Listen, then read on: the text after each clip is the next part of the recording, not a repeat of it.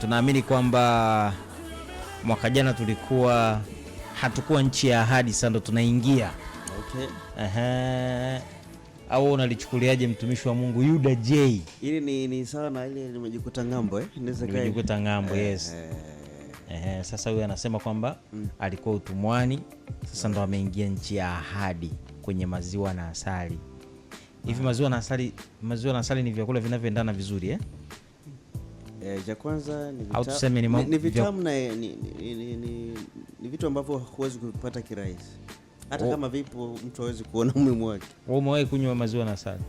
Hasa kwa wakati tofauti. Sio unachanganya. Jamani yule, unaweza ukapoa hata kikombe cha maziwa badala ya sukari unaweka asali. Yuda hajaenda hoteli hata hajatambili ndugu yangu. Vipi bro? Wewe unasema kuchanganya upate ladha, si ndio? Sasa utakunywa tofauti. Kuna vitu vingi bro, unachanganya unachagua. Maziwa na asali. Kwa wale ambao hawatakiwi kutumia sukari, nafikiri wanatumia asali. Wapo. Yuda, area mwaka mpya kwanza brother. Umevuka salama lakini. Nimevuka salama ndugu yangu. New year. Kulikuwa kuna dalili ya mvua leo huku Dar es Salaam. Ilipita kidogo sana kwa nikamwaza ndugu yangu Favi. Mpaka atoke ng'ambo. Ajikute ng'ambo. Mpaka ajikute ng'ambo na mvua ikinyesha hapata kalika. Sema kuna watu wanatusikiliza sasa hivi tukiongelea mvua. Wanatamani tu hata ianze kunyesha sasa hivi kwa sababu ya shughuli za kila siku ambazo zinategemea mvua. Yeah, sure. Kuna watu ambao mvua ndo sababu ya wao kuendelea kusurvive katika upande wa shughuli za kibinadamu za kila siku. Kwa hiyo tunaamini ile maeneo ambayo yanahitaji mvua, Mungu ashushe mvua ili watu wa vilimo na nini vitu vingine viweze kuendelea. We Yuda 2026 kwako wewe, neno lako wewe ni la mwaka ni neno gani? Neno lake au neno ambalo mpaka kanisa? Nataka la kwake. Hajakuepo Mbeya.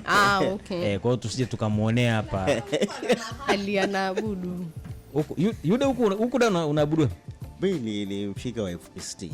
Okay. Kwa hiyo popote palipo na FPCT huyu kashatupiga. Naweza nikaenda. By the way ni last week nilifanikiwa kwenda pale Kurasini. Okay. Sawa. Wewe neno la mwaka ambao unataka utembee nalo wewe binafsi? Mimi hapa. Ni kusimama tena. Kusimama. Yes, popote pale ambapo unaona palilahala, unatakiwa usimame tena bila kujua changamoto za nyuma, nini kilitokea, ulipitia changamoto gani, lakini hata kama ulianguka, unatakiwa useme nisimame tena. Hata kama uchumi uliumba, lazima usimame tena ukisha. Hivi ndio urejesho ama? Ni kukubali kile kilichotokea na kusema yes, naweza nikaanzia hapa ambapo naweza nikasimama. Sawa, kwa sababu tutakuwa na hiyo nani muhimu sana, kwa sababu tuliachia njiani na Favi pia.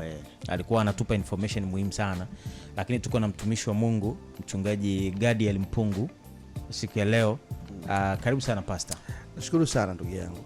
Tunafurahi kwamba tumekuwa na wewe hapa siku ya leo. Tumekuwa tukikuona kwenye mitandao ya kijamii.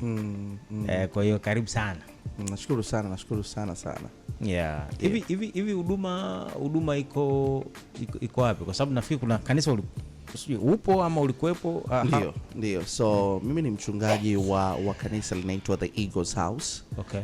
Kanisa la The Eagles House lilianza 2019 back in kule Marekani katika mji unaitwa Seattle. Seattle, Washington. Pale ndipo ambapo nilianza kazi hiyo, lakini kwa sasa tunaanza rasmi Jumanne ijayo. Tutakuwa pale Rungwe Hotel. Okay. Tutakuwa tunafanya ibada zetu Jumanne saa 11 jioni mpaka pale saa 2, lakini Jumapili itakuwa saa 9 alasiri mpaka pale saa 12 jioni. Hapo ni kila Jumanne sasa? Kila Jumanne na kila Jumapili. Okay. Ndio. Okay. Nafahamu kwamba umerudi Tanzania. It has been a while. Yes. Vipi imekuwaje ikawa sasa hivi? It's the right time. It is the right time. Unajua mambo ya Mungu yana wakati wake, na nilikuwa najaribu kuyasoma mazingira na kumuuliza Mungu kwa ajili ya wakati sahihi wa kuweza kuanza hili ambalo amenipatia. Kwa maana kwamba haikuwa rahisi kukubali kuweza kutoka kule tulipokuwa na kurudi nyumbani Tanzania, lakini baada ya kupata hiyo assurance kutoka kwa Mungu ya kwamba it is the time ya kurudi, nikarudi. Lakini pia ulipofika sasa inabidi uangalie mazingira, ujifunze mambo mengi, na mwisho wa siku umuulize mwenye kazi yake ya kwamba nianze saa ngapi na nianzeje. So sasa hivi amenipatia assurance kwamba ni wakati mzuri kuweza kuanza kazi yake. Na kwenda kutoka Marekani kurudi uje uanze ministry huku ilikuwaje kutoka kule kwenda, ilikuwa nini sababu shule. Na kurudi Shule. Niliondoka mimi na my wife back in 2015. Okay. Tulienda shule katika mji mmoja unaitwa Kansas City, Missouri. Yes, tulikuwa pale. Baada ya hapo tukahamia Seattle ni 2018 na tukaanza huduma 2019 mpaka 2024 mwezi wa 4 mwisho ndo wakati ambapo nilirudi. Okay. Yes. Mlioanzisha ni wewe na mke wako? Yes, ni mimi nilianzisha pale Seattle, lakini pia ndo tunaanzisha pia hapa. Hivi unajua tumekuwa pia tukiona ama kuna watu wamekuwa wakisema kwamba makanisa ya wazungu kule ndio yana support sana Afrika. Ya watu weusi ni kidogo. Is it true ama kuna? Yes and no, kutokana na nchi uliopo. Okay. Kwa maana kama ni Marekani ama ni UK na nini ina depends, lakini pia kutokana na mji uliopo. Kwa sababu kuna miji ambayo labda ina watu waamini sana, watu wanaompenda Mungu sana. Okay. Na miji mingine iko neutral, mingine haina sana mambo ya imani kabisa. Okay. So that depends na mji gani ama state gani ambayo unaishi. Kwa hiyo pastor, tukisema swala la sehemu zenye imani, sehemu zisizo na imani, hapo tunaongelea wa mrengo wa kushoto na mrengo wa kulia. Yes. Okay. Yes. Kwa hiyo wa mrengo wa kulia wako ni watu wenye ni majimbo ambao ya watu wana imani sana kuhusu. Yes. Okay. Yes. Kwa hiyo mfano kwa kesi ya Marekani, nchi kama many states kama zile za South kama Kansas, Texas wakina TD Jakes, ukienda sehemu zingine kama Ohio, hizo ni state ambazo zinampenda Mungu. Na kuna watu ambao injili ilianzia kwao. So inakuwa rahisi sana wao hata kuwataka kuja kusupport Afrika. Lakini state zingine kuna utofauti. Sitaki kusema kwamba hawasupporti, lakini inawezekana hawasupporti kwa kiwango kile na wanaweza kuwa na agenda zao zingine tofauti. Lakini kuna pastor mmoja tunamuona sana anaitwa Mike Todd. Mike Todd. Mzee wa matukio sana. Tulsa, Oklahoma. Yeye yuko Tulsa, Oklahoma. Yes. Na yeye nafikiri na yeye ni mmoja ya watu ambao nimeona wanafanya donations kubwa sana. Si kwa Marekani peke yake, lakini pia na kwa Afrika. Kwa Afrika. Hata the other day nimeona wameleta msaada Tanzania kwenye mji wa Arusha, I think, kama sikosei, Kilimanjaro. Kitu kama hicho pia niliona. Mike amekuwa akifanya hivyo. Yes, amekuwa akifanya hivyo, na ni kitu ambacho labda ni kipya kwa tradition ya African Americans. Yes, watu weusi wa Marekani. Kuona wanafanya hivyo. Tulsa, Oklahoma to Texas ni kama masaa mawili kwa mzee TD Jakes. Sijaona akifanya hizo, na kama anafanya sio zile za kama Mike ambazo anazionyesha. Nafikiri nimemwona Joyce Myers sana akifanya. Lakini kwa pastors weusi kweli nafikiri Mike Todd anafanya zaidi. I think it comes from historia yake na background yake, na jinsi ambavyo Mungu alimsaidia kumpa hiyo favor, kwa sababu 2020 ndo alipoweza kuhit kipindi cha corona. Na alipohit mambo yalikuwa mazuri kiasi kwamba immediately akaweza kununua kanisa, immediately akaweza kufanya vitu vingi. Naamini ni donations, so through those donations zinamfanya naye ku appreciate kusaidia watu wengine. Belief na culture ya kule iko kama ni tofauti sana na huku, kiasi kwamba kwa mfano vitu vingi anavyofanya Mike Todd vinafanya watu wengi wanampinga na kuonyesha wanamquestion kwamba why unafanya hivi, why unafanya hivi. nimefuatilia event pia nyingi Marekani. Sometimes unaweza ukasikia kawimbo kamepita pale ambako kenyewe labda nikasekula kidogo nini. Aliwahi kufanya TDJX Woman Evolve, Sarah akapiga pale ka chorus kamoja ka secular, lakini Mike Todd the same na vitu kama hivyo. Hii inakuwa imekaje kwa kule? Kwa my take ni kwamba unatakiwa uwe baridi au moto.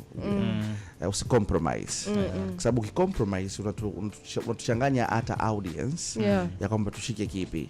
Na Mike naona kwa mfano kwa upande wake yeye anajaribu kuwalenga sana Gen Z. Sure. So lengo lake haswa na unamuelewa engo anaotokea, lakini engo hiyo sasa ni kama iko supported sana na Bible verses na misingi ya Ukristo. Lakini kwa imani yangu ama kwa mtazamo wangu naweza kusema kwamba ni vizuri kusimamia upande mmoja ili watu wanaokufuata na wenyewe wasiyumbe. Sio wanakuona huko hapa, kesho wanaona kwenye concert fulani ya duniani, alafu kesho unaenda kuhubiria hiyo inaita kwa kasi kidogo. Okay. Yes. Lakini pia Pastor Mike Todd pia amesuka. Sasa kwa culture zao that's normal. Yuda unasikia brother? Tukienda mbele mwanangu vipi? Napiga hiyo.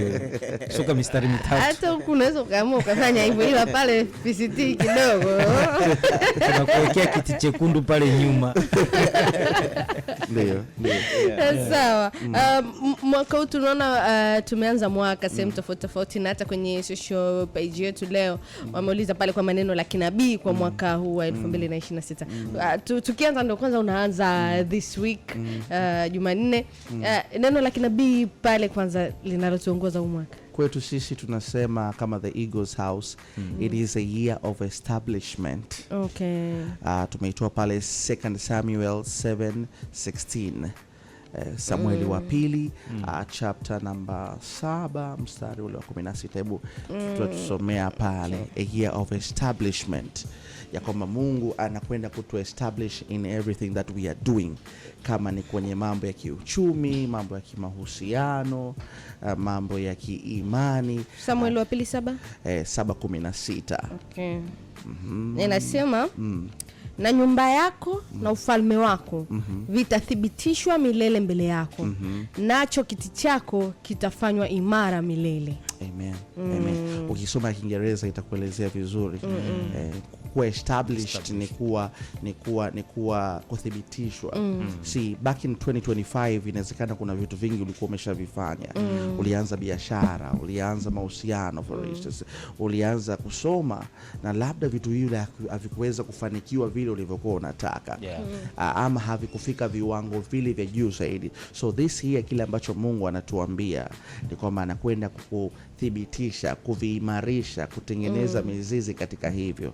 Kama ni huduma, umeniuliza vizuri kwamba ulikuja mwaka jana, why now?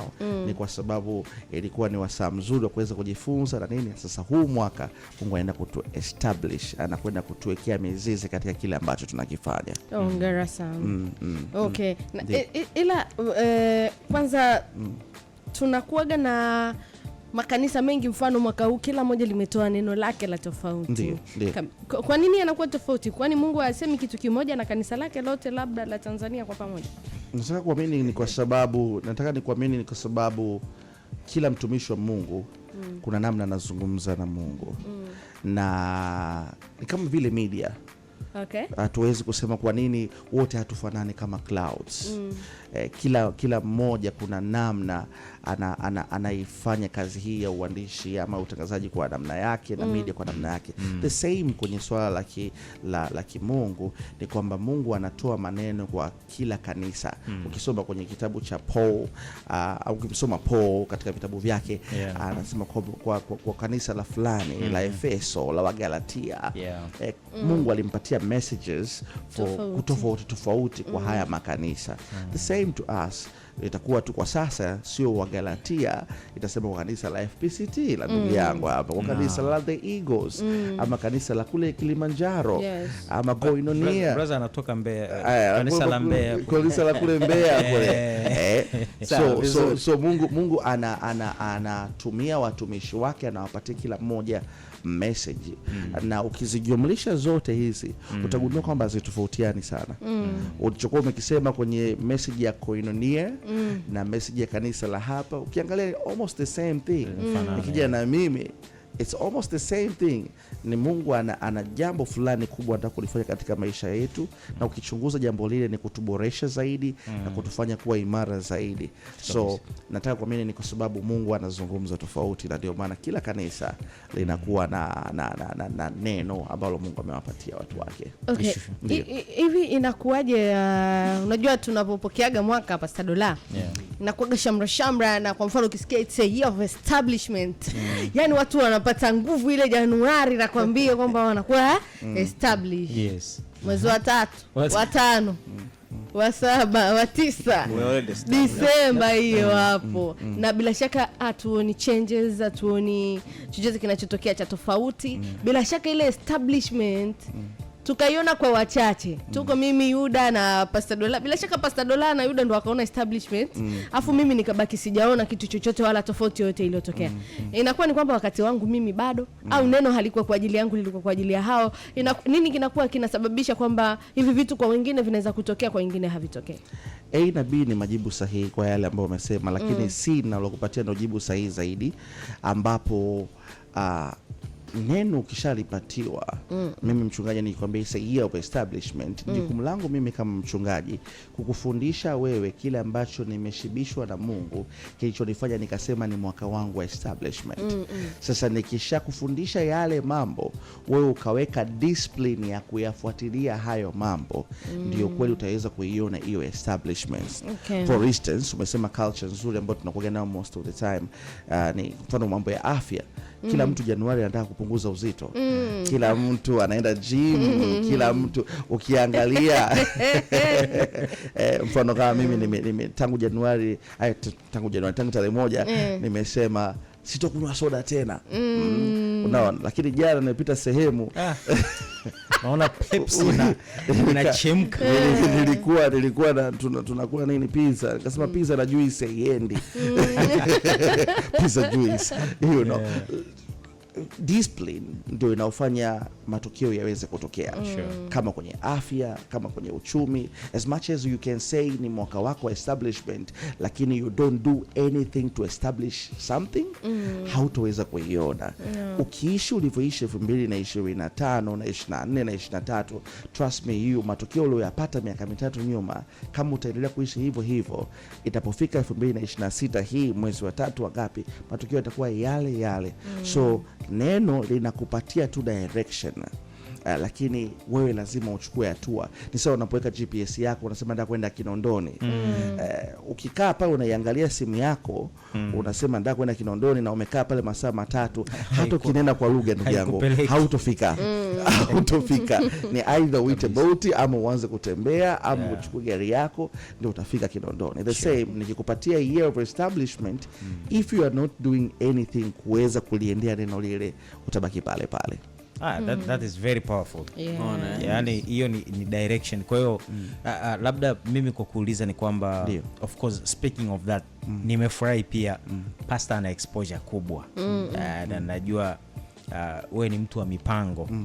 Kwa hiyo okay, mwaka 2026 unafikiri mambo gani ambayo mtu anaweza akafanya akawa more productive, yani akawa mzalishaji mzuri wa mambo mema katika maisha yake? Cha kwanza, kuwa na mahusiano mazuri na Mungu. Yote yanaweza kusemwa, jitihada unaweza kuziweka, unaweza kupanga mipango, lakini kama utashindwa kwanza kuwa na mahusiano mazuri na Mungu, huwezi kufikia pale ambapo unatamani kufika. Mahusiano mazuri ni yapi mchungaji? Cha kwanza, jitengee muda wa maombi. Jitengee muda wa maombi as much as you can, at least 10 minutes. Kama uombi kabisa, ongeza iwe 30 minutes, ongeza iwe 1 hour. Maana ni katika maombi ndipo ambapo unaweza kucommunicate na Mungu wako na kuweza kupanga mipango yako na kumweleza mahitaji yako and anaweza kuzungumza na yeye juu ya maisha yako. Lakini pili, katika kutengeneza mahusiano na Mungu ni kusoma neno lake. Watu wengi tumefichwa sana katika upande huo, hatujui neno la Mungu. Biblia inasema watu wangu wanaangamia kwa sababu ya kukosa maarifa. Kuna mengi tuna struggle nayo kiuchumi kwa sababu hatujui Mungu anasema nini kiuchumi. Kuna mengi tunapambana nayo kuhusu mahusiano na ndoa, kama tulikuwa tunaongea off air, ya kwamba hatujui nini Mungu anasema. Light kama tungejua Mungu anasema, tusingekuwa tuna struggle vile ambavyo tuna struggle katika mahusiano. Na kuna mengi ambayo Mungu anasema kuhusiana na watoto wetu, kazi zetu, biashara zetu. Light kama tukijifunza kuweka utamaduni wa kusoma neno na kuomba, kwa maana kuwa karibu na Mungu, inatusaidia sana. Jambo la pili ni kupanga mipango. Watu wengi tunaota, tuna ndoto. Nitatoa challenge sasa hivi kwa sisi hapa watatu. Wangapi tumeandika mipango yetu ya mwaka 2026? Wawili. Ndugu yangu bado. Sawa. Kwa sababu ndo tuliyopokea nayo mwaka. Exactly. Sawa. One thing kuandika. Umeandika mipango mingapi na umeigawa kwa muda gani? Kwamba okay, na mipango 10 na mipango 5. Je, umeigawa? Did you go into details? Kwa sababu wengi tunaishia hapo. Hii ni hatua nzuri ya kwanza. Lakini hatujasema ni sana ule mtu atasema nataka kupungua uzito, lakini hajaainisha kwamba anapunguaje huo uzito. Sasa kama unataka kupungua uzito, kama ndio mpango wako, sasa you have to say nitapunguza chakula, nitafanya mazoezi, nitafanya hivi, nitafanya vile, ili kuweza kweli kufikia hilo. So at the end of the day, unapopanga hiyo mipango itakusaidia wewe kufikia kule. Wengi hatupangi mipango. So kama mtu anataka kuona mwaka wake una mafanikio, kaa chini, chukua kalamu na karatasi, andika, Januari nataka nifanye hivi, Februari nataka nifanye hivi. Andika, hata kama mipango yako unaiona ni ya kawaida sana, you just write it down, kwa sababu ukiwa una mipango kichwani inabaki tu kwa mawazo. Lakini siku itakapoingia kwenye karatasi ama kwenye laptop ama kwenye iPad, nao tunaiita mipango na tunaweza tukaanza kuichakata. Na jambo la tatu ambalo mtu anaweza kalifanya ili kuweza kuwa na mwaka mzuri zaidi ni kuweza kujifunza. Hatujifunzi. Sisi sio watu wa kusoma, sisi sio watu wa kulearn new stuff. Mambo mengi yapo sasa hivi mtandaoni, lakini how many times tunakaa tunashikilia ile simu kusema nataka nijifunze. Utasema Biblia ni ngumu mchungaji, mimi sipo kiroho. Fine. Kwenye TikTok yako kuna mambo mengi sana unaweza kujifunza, tangu ya kiroho mpaka kimaisha ya kawaida. Tunatakiwa tujifunze, maana ni katika kujifunza ndipo tutapata majibu ya maswali ambayo tuko nayo. Elimu ya kupata degree na diploma, it's one thing, but it is another thing kwenye haya maisha ya kila siku. Na kuna watu waliotutangulia ambao wana maarifa fulani kuhusiana na mahitaji yetu fulani tulionayo. So tukichukua muda kusema okay, nitamsikiliza Pastor Gadiel kuhusiana na mambo ya kiroho, nitamsikiliza mtumishi wa Mungu Chris Moki kuhusiana na mambo ya ndoa, nitamsikiliza mtu fulani, itasaidia wewe kuweza kuwa na mwaka wenye mafanikio. At the end of the day, kila siku ukipay attention to these people, ukaangalia posti zao, ukasikiliza video zao, you will find yourself unakuwa na kuongezeka sana. Yale maarifa ambayo Mungu anasema tunaangamia kwa kuyakosa, ndio jambo ambalo tunatakiwa tupambane nalo. Na mtu mmoja akasema, ukitaka kumficha Mwafrika kitu, wewe kwenye kitabu. So kama tukiweka ukaribu na urafiki kwenye kitabu, tujikuta tuko mbali sana. Nadhani hao ni mambo matatu muhimu ya kufanya. Lakini la nne naweza kukusema ni kuweza kubadilisha sako yako. Okay. Watu wengi sisi ni matokeo. We are the byproduct of our circles. Ukiona katika cycle yako, ndugu yangu, una shida ya shilingi 10,000, unampigia mwana, unamwambia bwanangu naomba 10,000, anakuambia na mimi sina, ama hiyo sako. Kuna mtu mmoja alisema, ukinionyesha akaunti za watu watatu ambao ni marafiki zako, au 4 au 5, naweza kudetermine account yako ikoje. Ukinionyesha ndoa za marafiki zako wale kindakindaki 5, nitakwambia ndoa yako ikoje, bila hata kuwa prophet. Ukinionyesha maisha, nikienda kuenda kwenye nyumba za marafiki zako 4 5, nitajua wewe unaishije. Hata bila kuja nitajua unakaa mtaa gani, nitajua I can guess. Kwa sababu gani? Kwa sababu sisi tunaumbwa na watu wanaotuzunguka. Kristo Yesu ni mfano na Peter. Kristo ameshikwa, wanamuuliza Petro, bwana wewe mbona hata kutembea na kuongea ni kama Kristo? Kwa sababu gani? Kwa sababu alikuwa kwenye sako ya Kristo. The same, unataka maisha yako yabadilike, lazima uangalie katika ile sako yako uliokuwa nao mwaka jana, unafaidika nini? Sure. Unasaidikaje? Ukiona kwamba haukuwa na mafanikio yanayotokana na ile sako, ni bora uachane nayo, utafute sako nyingine. Mwingine akaongeza akasema kitu kimoja, akasema katika ile sako yako ukijiona wewe ndio the best hama yani ukikaa ukitoa point unakwambia mwanangu umeua hama. Na Apostle Solomon akasema ukikaa mahali ukahesabu kwamba kuna watu 4 wapumbavu, you didn't count well, you are the fifth one. Yes. Yes. Afufazi wewe. Yes. Sema tutahama sana. Yes.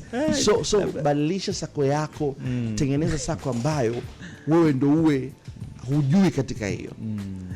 Hujui katika hiyo, itakusaidia sana. Na jambo la 5 la muhimu, naweza kusema la mwisho kwa sasa, ni kutafuta mentors. Okay. You need mentors in this life. Mentors in spiritual life, mentor in marriage, mentor in finances, mentor in your career. Don't try to figure out everything by yourself. Utachukua muda mrefu sana kuwa mtangazaji mzuri sana kama Kibonge. Lakini labda kuna mtu mwingine ambaye anaweza kama Kibonge, yuko hapa sasa hivi. Kwa nini usijifunze? Kweli. Kwa nini usijifunze? Kama kuna mtu unaona anafanana na gani na wewe, naomba anisaidie kunifundisha. Ama anafanana na mtu mwingine ambaye yuko hai, ambaye unamwadmire. Watu wengi hatuna hiyo tabia. So unajipambania mwenyewe, na katika kujipambania mwenyewe unakosea sana, na unapokosea hujui hata kama unakosea, kwa sababu hakuna ambaye anakuelekeza. See, in this life you need 3 people. Unahitaji mtu ambaye anakufundisha, ambaye tumesema ni mentor. Unahitaji mtu ambaye mnalingana naye kwenye level, iwe ni kiuchumi ama kwenye nini, utajipima hapo. Alafu unahitaji mtu ambaye yuko chini, wewe una mentor. Wengi tunakuwa na hao watu ambao tuko nao level moja. Na tunakuwa very comfortable kwamba tuko wote bwana, tuko wote pale mjengoni. Tuko wote pale mjengoni, fine, tuko wote mjengoni. Una nani unayemfundisha huku chini ili na yeye aje mjengoni? Nitakuibia siri. Back in 2013 mimi nilikuja hapa kufanya field nikiwa na ndoto ya kuwa mtangazaji. Kwa dada Joyce Shebe pale chini. Back in 2013. Ili nihitaji mtu fulani anisaidia hata kupata hiyo field kuja kufanya hapa. Unaona? Lakini nikikuuliza, nikiwa challenge hapa leo hii kwa miaka ambayo tumefanya hapa kazi, how many people umepambana waleta wawe hapa, ama wafike tu katika levels hata kama ni katika stations zingine? Umewamenta, unajua kabisa huyu kijana anapenda utangazaji. Huyu kienda kwenye event, huyu MC, huyu angefaa kumtangaza. Wangapi umewaleta mjengoni ama kwenye platforms zingine? Kwa sababu wewe kuwepo hapa tayari una marafiki kwenye sehemu zingine kubwa kabisa. Unaona? So lazima uwe na mtu ambaye unamuinua, lazima uwe na mtu mnaoendana naye, lakini pia lazima uwe na mtu unajifunza. Sasa hiyo unaigawa kwenye kila kitu. Kuna watu wamekuzidi kiuchumi, kaa chini, tafuta mtu mmoja, mwambie wewe, naomba unifundishe kuhusu mambo ya uchumi. Tunajua sana mambo ya kina baba wa kiroho, lakini kuna baba wa kiuchumi, kuna baba wa mahusiano, kuna baba wa chochote kile ambacho unadhani ni kitu ambacho unahitaji kujifunza. Tukiwa na hao mentors, itatusaidia sana kuwa na mwaka wenye tija na mwaka wenye mafanikio sana kuliko miaka iliyopita hapo nyuma. Okay. Ukiwa unaongelea mentors hapo nikakumbuka situation kadhaa ambazo I think nimewahi kukutana na watu tofauti wakiziongelea kwa namna tofauti ambazo zinakuwa kama ni changamoto. Kwanza kuna watu ambao hakubali kumenta kila mtu. ni kweli ni mentor, anafundisha, ana vijana wake, ila kuna baadhi ya vitu anaviangalia kwa yule mtu ili akubali kumfundisha au akubali kufuatwa naye au akubali kumpa ile opportunity ya kukaa naye, kumsikiliza na kuzungumza naye. Lakini kitu kingine, nimekutana na baadhi pia ya watu ambao anakaa chini ya mtu kwa muda fulani, then wanagundua kwamba they have difference kwenye opinions na vitu vingine vingi, kwamba wakati mwingine sio kila kitu hawa watu wanakuwa wanajua to the 100%. Yani kuna vitu ambavyo unakuta mtu anaviamini ambavyo yule mtu bila shaka yeye haamini katika hiyo, na hiyo inasababisha unatakiwa kuangalia nini wakati unachagua mentor au mtu ambaye anatakiwa kukusimamia. Unatakiwa uangalie vitu ambavyo unavitafuta kutoka kwa huyo mtu katika engo husika. Kristo alikuwa ni mentor mzuri sana. Lakini hakumenta watu wote. Ni kweli alikuwa na uwezo kuita ibada moja watu 5,000, lakini hakuwabeba wote wale watu 5,000 baada ya kuwalisha samaki. Alikuwa na wanafunzi wake 12. Means Kristo alikuwa piki pia, kama hawa mentors ambao tunasema wanakuwa piki, wanachagua watu wa kuwa mentor. Na katika wale 12 Kristo akaenda mbali zaidi, akachagua 3 ambao wako karibu zaidi. Mentor ni mtu ambaye yuko day to day na wewe, anajua maisha yako, yuko open na wewe uko open kwake. Ndio anaweza kumenta. Sio mentor online. Mentor anatakiwa uwe na namba yake ya simu. Usiseme pastor fulani ni mentor wangu wa kiroho, yuko Marekani, yuko wapi? Hapana. Yeye anaweza kawa mwalimu, kwa maana unajifunza kusikiliza. Lakini mentor wako, kama wewe una ndoto ya kuwa mtumishi, una ndoto kwa yule mtu ambaye yuko day to day na wewe. Mimi nataka kujifunza utangazaji, nikiwa na ukaribu na wewe, nikapata nafasi kukaa na wewe hivi tukazungumza, hapo ndo na kuwa mentor. Kama mentor wangu unaweza kuniambia kaa kwenye kochi hapo, siongee, niangalie, ninaona. So mentor ni mtu ambaye anaweza kukusaidia. So unapotafuta mentor lazima uangalie, je, huyu mtu kwanza yuko available? Huyu mtu ana utayari? Huyu mtu ana kila kitu tunachokitafuta kwa asilimia kubwa? Na huyu mtu namfikia kiurahisi? Unawezekana umepata chance ya kufikia mara moja mara mbili, hiyo haitoshi kusema kwamba yeye ni mentor wako. Labda mfanyabiashara mmoja mkubwa unasema huyu ni mentor wangu. Labda sio, labda assistant wake anaweza kawa mentor kwa sababu yuko more available. So you really need to angalia availability yake, you really need to kuangalia willingness yake, na kwamba yupo capable kwenye ile part ambayo unataka umpatie aweze kumentor. Lakini unatakiwa kujua kwamba atakapokumenta yule mtu, kuna saa utakuwa tayari umeshiba maarifa. Ndipo pale unaona watu wengine wanasema ninaondoka, anaamua kutafuta mentor mwingine. Kwa nini? Kwa sababu kuna level alishamaliza, anaenda level nyingine, kama darasa la kwanza anaingia la 7 hivyo. Ubaya ni kwamba tunafikiri mentor anatakiwa awe ni mentor wako maisha yote. Sasa kama mentor na yeye haongezeki na kiasi cha kuconvince wewe endelee kubaki, unaenda somewhere else na unaweza kujiongezea maarifa. Okay. Hivi wachungaji wetu wamelaki baadhi ya vitu kiasi kwamba kwa mfano kuna baadhi ya vitu hawezi kutumenta. Naomba urudie swali. Wachungaji wetu. Ndio. Ina maana kuna baadhi ya vitu anawezekana amelaki kiasi kwamba kwa mfano mchungaji labda kuna mambo ya kiutumishi anaweza kukumenta vizuri labda kwa sababu ndio sehemu yake ya field. Vipi kuhusu ndoa, vipi kuhusu finance, vipi kuhusu, ina maana wanakuwa hawana experience au ufahamu wa kutosha kuhusiana na hivi vitu na kuweza kulisaidia kanisa. Mimi kama mchungaji ninajibu kwa niaba ya hao wachungaji wengine. Ndio. Ni kwamba you have to understand kwamba mchungaji kuna wachungaji wa aina nyingi. Wengine wana exposure zaidi, wengine wana elimu zaidi. Mpaka unamchagua huyu kuwa baba yako wa kiroho, ina maana kuna kitu umekiona. Na kama walivyo mentors wengine, you have to understand kwamba huyu unayemwenda kumwambia mambo ya kiuchumi akusaidie uweze kuwa vizuri kiuchumi, inawezekana kabisa ndoa yake imekufa. Sasa usi expect kwamba huyu jamaa anayekusaidia mambo ya kiuchumi ataweza kujua mambo ya ndoa.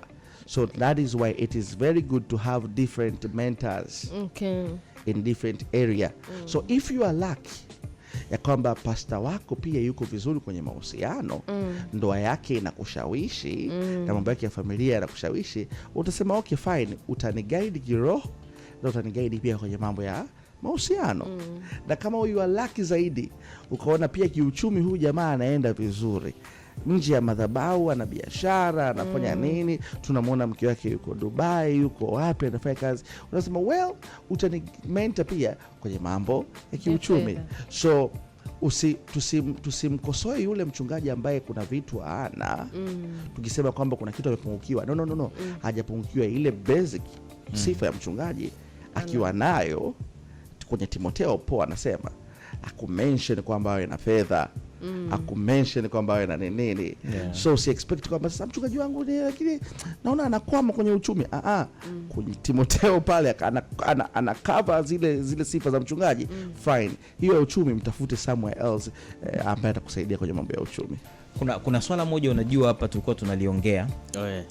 Mtumishi wa Mungu alikuwa analiongea, lakini kakumbuka kuuliza ili tuweze kuendelea ama kumalizia. Of course umeongelea swala la kusoma.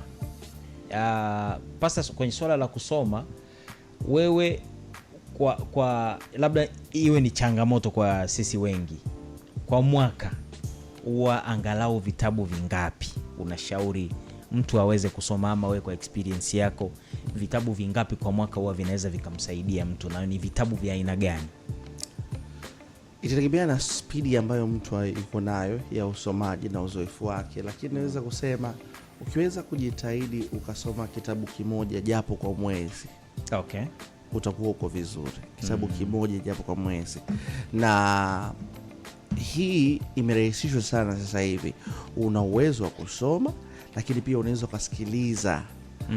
Unajua kuna audiobook sasa hivi. So kuna wengine hawawezi kusoma kwa sababu ya ubizi, labda hawapendi pia kufungua zile karatasi. Ukiweka audiobook, lipia kitabu chako kwenye audio, upo kwenye gari yako, upo kwenye mwendo kasi, unavaa headphones zako, unasikiliza. For instance, wakati ninajizoeza tabia ya kusoma, mimi nilikuwa nimeanza kusikiliza vitabu vingi vya TD Jakes. Kwa hiyo nikawa navisikiliza, nikawa na enjoy zaidi kusikiliza. Baadaye sasa, baada ya kuvisikiliza vya kutosha, nikawa natamani sasa kupata hard copy of it, niwe na kile ninachokisikia ninakiona pia naanza kupitia. Ikanitengenezea culture ya kuweza kupenda kusoma vitabu. So inawezekana kabisa ukiamua kusoma kitabu kimoja tu cha aina yoyote ambayo unataka kujifunza.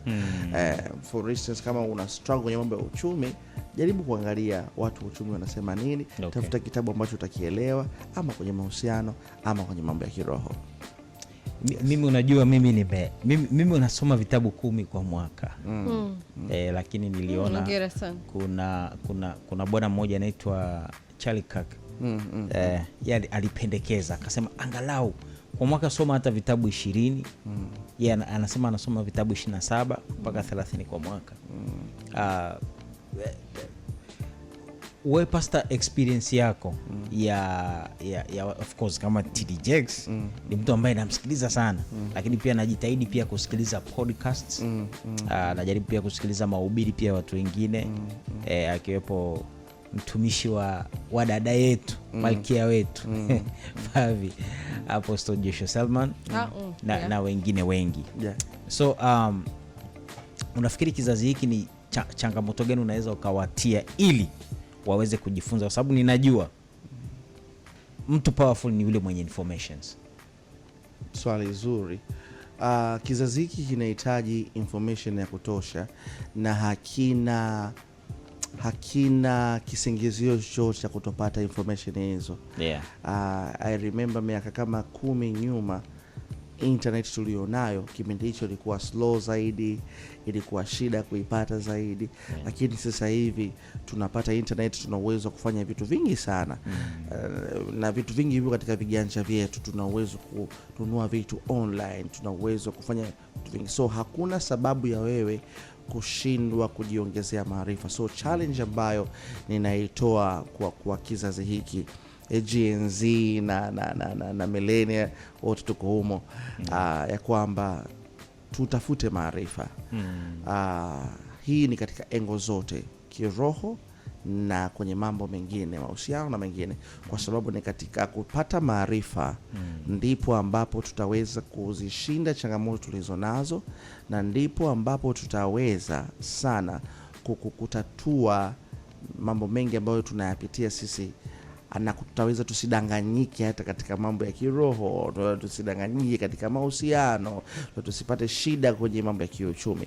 Maarifa inabidi tuyatafute kwa kila namna, na ukiona kama labda upendi kusoma kitabu, which is okay, unaweza ukaamua kusikiliza podcast ya huyo mtu akikiongelea hicho kitabu. So ndani ya nusu saa mtu umepata maarifa labda nusu yaliyopo katika kile kitabu. Mfano mtu kama Tidi akifanya kitabu, anafanya book release, anaongea labda na Fatik, anaongea labda na nani. Ukienda ukizisikiliza zile interview 3 tofauti zilizofanya sehemu tofauti, kimsingi unakuwa umepata maarifa yote ya msingi ambayo yapo kwenye kitabu kile. Kufanya hivyo itakusaidia wewe usiyependa kusoma, basi hata utazame na kusikiliza kile ambacho kimezungumziwa hapo. Mfano Rick Warren akiandika vitabu vyake, kuna watu wameongelea vitabu vyake, wamefanya podcast zake, nenda kazisikilize zile. Kuna watu washasema book review zake zile, kwamba nimejifunza hichi, nimejifunza kile. By doing that itakusaidia. Lakini hii ni generation ambayo ukisema sina taarifa, utaulizwa kwa nini huna taarifa. Na hakuna excuse kwamba kwa nini huna taarifa. Hata kwenye upande wa Biblia watu wengi hujua hawasome neno la Mungu lakini hauna sababu ya kutosoma neno la Mungu, kwa sababu sasa hivi tuna apps kwenye simu zetu. Kama unaweza kuwa na app za mambo tofauti, kwa nini usiconsider kuwa na ya simu? Na katika ile ya simu unaweza kusoma and unaweza kusikiliza. So huwezi kusoma, weka hapo wakati unapika, usiseme niko busy sana, weka hapo, sikiliza in the beginning, unasikiliza, ukiona uelewi unarudi nyuma, huku unaendelea kupika, huku unasikiliza Biblia. At the end of the day utakuwa umepata maarifa ya kutosha kabisa. Kama kuna audio Bible moja I think alifanya Jax, one of the best, yani iko kama ni conversation, yani ikisema naye Maria akamwambia Joseph, unamsikia Maria huko nyuma anaongea Joseph, yes, yani it's like a movie, like inatengeneza conversation, kwa hiyo ukisikiliza huchoki. Hiyo ni movie hiyo. Nafikiri ni muhimu sana. Angalau mtu ambaye ameokoka, angalau kwa miaka 2-3 soma Biblia yote. Na huwa na challenge watu, naambia jamani, anza na vitabu vidogo. Kwenye Biblia kuna kitabu kina chapter 1 tu. Moja tu. Ukimaliza kile chapter 1, kwenye saikolojia yako utajiambia mimi nishamaliza kitabu kizima cha Biblia. Alafu tukutana kingine vya chapter 4. Piga zile 4. Kina Tito hao, kina nani hao, Filemoni hao. Piga hiyo. Unasema mimi nishamaliza Filemoni, nishamaliza Tito, nishamaliza nini, na kile unakuta Tito na Filemoni. Vitabu vidogo sana. Vitabu vidogo na vingine vingi viko hapo. Hata Yohana, waraka wa Yohana, waraka wa Petro. Vingine Malaki. Piga hivyo vitu. Ukimaliza hizo 5 kwenye mindset yako utajiambia nimesoma vitabu 5. Nao unaweza kuenda kingine na kingine na pia tafuta labda vile vyenye story, nenda kasome Esther kidogo, utochoka. Ukianza na Ufunuo utomaliza Biblia. Au ukianza na Hesabu utoboi. Kwa hiyo ukijitafutia kwenda na vitabu vidogo na vile vya hadithi itakusaidia sana. Tukijijengea mazoea ya kusoma neno, kiroho kitakuwa sawa, lakini pili tutakuwa tunauelewa sana, na tukisikiliza sasa hawa watumishi wengine tutaweza kupembua ubaya wa information zikiwa nyingi and you don't have kichujio. Utajikuta unapokea maarifa mengi ambayo mengine huyahitaji. Kichujio ni neno la Mungu. Biblia inasema mtaifahamu kweli na kweli itawaweka huru. So katika kujua na hiyo kweli itakusaidia kujua huyu mchungaji hapa amesema ukweli, hapa ametoa kwenye Filemoni, hapa ni kama alivyosema kwenye Timotheo, ni kama itakusaidia sana ukiwa na hizo information. Tunashukuru sana mtumishi wa Mungu kwa leo kuja na kuzungumza na sisi mambo ambayo tunafahamu kabisa yanaweza kutusaidia kwa ukubwa sana kwenye mwaka huu. Kama kuna mtu ambaye amekusikiliza, naamini Yuda J, Pastor Dola, mimi pia tumejifunza vitu vya tofauti kuhusu katika mwaka huu. Naamini ambao bado hatujaandika malengo yetu tutaandika kwa mimi nimeandika. Hata mimi pia nikisema tutaandika ni mimi pamoja na wasikilizaji wengi ambao yeye anasema aliyokuwa anasema pastor pia nimeandika. Hapo sasa hivi ambao anazungumza nimeachora mimi. Okay. Mfanya vizuri sana. Ni wewe peke yako. Ni wewe tu kutuletea habari. Kabisa. Yes, so tunashukuru sana mtumishi wa Mungu. Lakini tukumbushe kidogo, umesema ibada zinaanza Jumanne hii. Tukumbushe ni wapi na namna gani tunafika. Sawa. Kwa ibada tunazo mbili. Itakuwa ni siku ya Jumanne saa 11 jioni mpaka saa 2 usiku, na kila siku ya Jumapili saa 9 alasiri mpaka saa 12 jioni. Mahali ni Rungwe Hotel pale Sinza Africa Sana. Ukifika tu pale Africa Sana utaona hoteli ipo mkono wa kulia ama kushoto tegemea na pale ambapo uko. Utaiona Rungwe Hotel. Ukifika pale ghorofa ya pili ndipo mahali ambapo tunafanya ibada zetu. Lakini pia kuna watu wanawezekana hawako Dar es Salaam, wanawezekana wakawa wanatufuatilia kupitia social media zetu, ambapo kwa upande wa social media natumia jina Pastor Gadiel Mpungu. Yes, Pastor Gadiel. Gadiel ya Gadiel alafu Mpungu Mpungu. Ukienda pale kwenye TikTok, kwenye Facebook, kwenye YouTube, kwenye Instagram, zote utanipata kwa Pastor Gadiel Mpungu. Lakini Facebook na Instagram unaweza kutupata kwa The Eagles House pia. Kwa hiyo popote pale utaweza kupata information za kutosha na utaweza kujifunza, utapata mahubiri, lakini pia utaweza kuona hizo live ibada zetu kwa uzuri kabisa. Sijui kama ni sawa kutoa namba ya simu. Kabisa, kama uko comfortable. Kwa mtu ambaye amesikiliza na ana maswali, ana vitu anatamani umsaidie, umshauri hapa na pale, na maombi pia, wewe ni mchungaji. Sawa. Basi nambari yangu ambayo inapatikana ni 0760 602255. Tena 0760 602255. Hiyo ndo nambari yangu ya simu kwa ushauri, kwa maombi, kwa chochote kile ambacho unasema mchungaji, nataka ni share na wewe hichi ili tuweze kuzungumza, tuombe pamoja ama unielekeze, basi hiyo ndio namba yangu ya simu, tukawasiliana uzuri kabisa. Amen. Asante sana, tunashukuru mtumishi wa Bwana. Salamu zetu za kutosha kwa mama. Amina sana. Moja ya unamfahamu mke wake? Hapana. Moja ya sifa ya mke wake ni kwamba wanandoa miaka 10 sasa, wana watoto 4, lakini ni yani ukikutana naye Taambia habari yako mama Jusi. Yani akija hapo unaweza usimsalimie mpaka atakaposema jamani mimi ni mama mchungaji, unashtuka jamani. Kwa hiyo msalimie sana mama. Salamu zetu za kutosha kwake. Uchukue Marekani sasa. Uchukue Marekani. Safi sana. Mwambie na sisi tunakuja. Amina sana. Sasa mtakuwa mnakuja kwenye watoto 4 ama kwenye kupungua? Kwenye kupungua. Mavi amebanwa, amepatwa. Barikiwe sana watu wa Mungu. Barikiwe sana pastor. Amina sana, asante.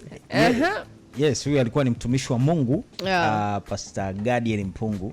Actually tumekuwa na very good time. Yes. Yuda mtumishi wa Mungu upo? Mimi niko vizuri, nilikuwa namsikiliza na kula madini hapa na kutafakari yale ambayo yanazungumza. Unajua nimegundua kwamba hii mwaka mpya hata kama tulikuwa tunavijua hivi ambavyo wamevisema, lakini tukibadilisha mtazamo wa kuvipokea upya kama tujue kuvisikia, vinaweza kufanya kazi. Nilikuwa ameongea kitu kizuri Favi kwamba tunaweza tukawa tuko 4 hapa, lakini 2 wakapokea vikafanya kazi, wengine visifanye kazi. Kwa kumbe namna ambavyo utapokea na kufanyia kazi ndivyo ambavyo utaanza kubadilika mwaka wako katika akili yako na ufahamu wako. Ni maombi yangu kwamba Yuda ukavifanyie kazi katika jina la Yesu. Mbona ni kama umwamini Yuda? Family moja kati ya watu ambao Yuda kuanzia jina lake lilinipaga shida sana siku ya kwanza nasikia mtu anaitwa Yuda. Nikajiuliza, why wamemwita Yuda? Why? Sina historia nzuri na Yuda. Sio kuaminika. Sina historia nzuri na Yuda kuanzia kwenye Biblia. Ni upande mmoja ambao Favi anamjua. Favi unajua analijua neno vizuri. Lakini I don't know kwa nini anamjua Yuda huyo mmoja pekee yake. Nashinda kuelewa kwa nini. Huyo ndiye maarufu sasa. Huyo ndio famous. Huyo ndiye. No, wapo wengine ambao walifanya vizuri. Yuda.